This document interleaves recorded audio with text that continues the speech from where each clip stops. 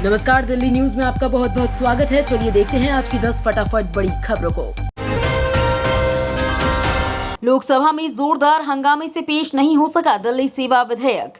देश की संसद के निचले सदन यानी लोकसभा में सोमवार को दिल्ली सेवा बिल पेश होना था, लेकिन भारी हंगामे के चलते लोकसभा को स्थगित कर दिया गया। अब बिल को आज पेश किया जाएगा। वैसे तो ये बिल सोमवार को ही पेश होना था, इसे लेकर सभी तैयारियां भी पूरी हो गई थी। सांसदों को ये बिल एक दिन पहले यानी रविवार को ही सर्कुलेट भी कर दिया गया था, लेकिन सोमवार को सदन को पहले ही स्थगित कर दिया गया और बिल पेश न हो सका। इस बिल को लेकर आम आदमी पार्टी पहले से ही विरोध दर्ज कराती आई है।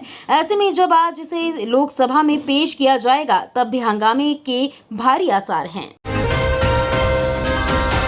दिल्ली में तेजी से फैल रहा डेंगू से मरीजों की संख्या में हो रही लगातार वृद्धि।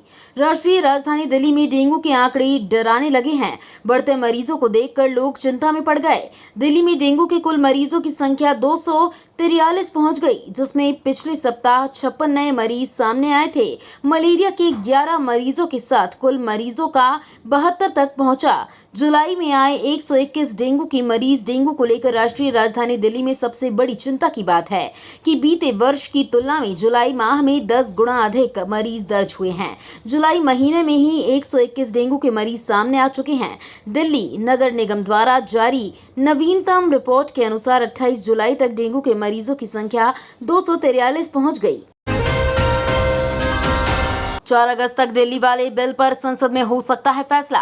राजधानी दिल्ली में सेवा पर अधिकार को लेकर केंद्र और आम आदमी पार्टी के बीच जारी खींचतान के बीच सोमवार को आप ने अपने सभी राज्यसभा सांसदों को 31 जुलाई से 4 अगस्त तक सदन में मौजूद रहने के लिए 3 लाइन का व्हीप जारी किया है। राज्यसभा में आपके चीफ व्हीप और सांसद सुशील गुप्ता की ओर से जारी 3 लाइन की व्हीप में कहा गया है कि आम आदमी पार्टी ने अपने सभी सांसदों को व्हीप जारी कर 4 अगस्त तक सदन में मौजूद रहने को कहा है, क्योंकि सरकार लोकसभा में दिल्ली सेवा विधेयक पेश कर सकती है। मनीष सिसोदिया की याचिका पर दिल्ली की कोर्ट ने ईडी को भेजा नोटिस। दिल्ली की रोज एवेन्यू कोर्ट ने सोमवार को पूर्व उप मुख्यमंत्री मनीष की याचिका पर प्रवर्तन निदेशालय को नोटिस जारी किया है। सिसोदिया ने कोर्ट में याचिका दायर करके पत्नी के मेडिकल खर्चे और अन्य घरेलू खर्चे के लिए बैंक खाते से रुपए निकालने की अनुमति मांगी थी। बता दें कि ईडी ने सिसोदिया के बैंक खाते को सीज कर रखा है। दिल्ली हाई कोर्ट के स्पेशल जज M.K. नागपाल ने ईडी को सिसोदिया की याचिका पर नोटिस जारी किया। अब इस याचिका पर अगली सुनवाई 4 अगस्त को होगी। पीएम मोदी की अध्यक्षता में सोमवार से एनडीए क्लस्टर की बैठक हुई आरंभ। एनडीए क्लस्टर की पहली बैठक सोमवार को महाराष्ट्र सदन में हुई। इस बैठक में 46 सांसद मौजूद रहे। पश्चिम उत्तर प्रदेश, ब्रज और कानपुर बुंदेलखंड की सांसद बैठक में शामिल हो रहे। इसकी अध्यक्षता प्रधानमंत्री नरेंद्र मोदी ने किया। बैठक में बीजेपी के राष्ट्रीय अध्यक्ष जेपी नड्डा और नितिन गडकरी भी मौजूद रहे।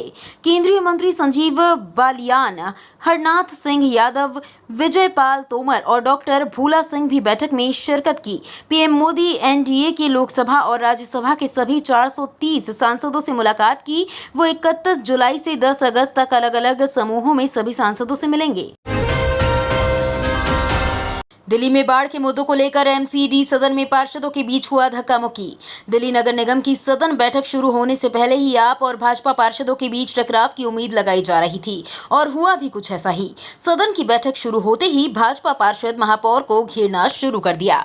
भाजपा पार्षदों ने बीते दिनों दिल्ली की सड़कों पर भरे बाढ़ के पानी का मुद्दा उठाते हुए सदन में पोस्टर लहराए और गंदगी, संपत्ति कर में बढ़ोतरी को लेकर विरोध किया।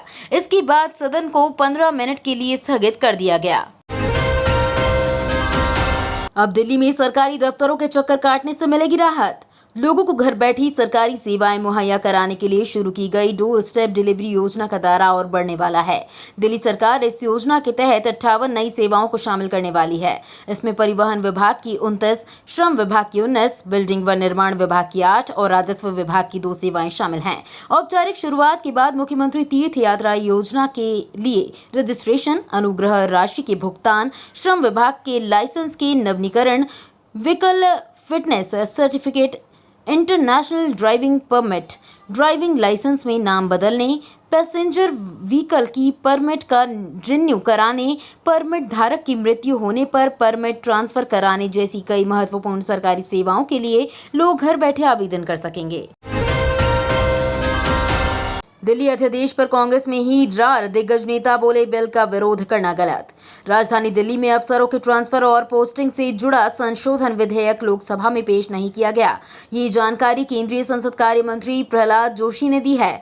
देश के विभिन्न विपक्षी दलों से अरविंद केजरीवाल ने इस बिल के खिलाफ समर्थन देने की मांग की।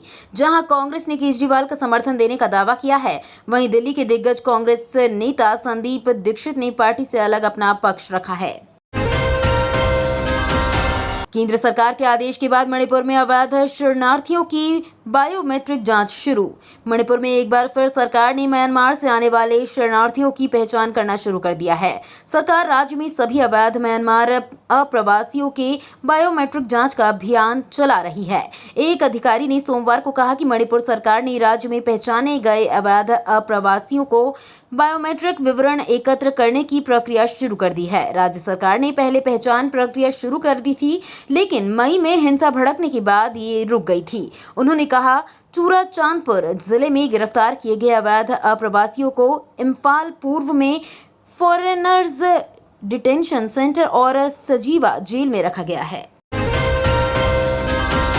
जयपुर एक्सप्रेस में फायरिंग से एएसआई समेत 4 लोगों की मौत से यात्रियों में हड़कंप। मुंबई जा रही जयपुर एक्सप्रेस में फायरिंग हुई है। इस घटना में 4 लोगों की मौत हो गई है। वारदात से सनसनी मच गई है, लोग डरे हुए हैं। आरोप है कि आरपीएफ जवान ने फायरिंग की है। मरने वालों में एक आरपीएफ एएसआई भी शामिल है। घटना के बाद आरोपी आरपीएफ जवान को हिरासत में ले लिया गया है। उससे पूछताछ की जा रही है। उसने फायरिंग क्यों की, इसका पता लगाने की कोशिश की जा रही है। तो ये थी आज की बड़ी खबरें। डेली खबरों से अपडेट रहने के लिए चैनल को सब्सक्राइब करना बिल्कुल ना भूलें। धन्यवाद।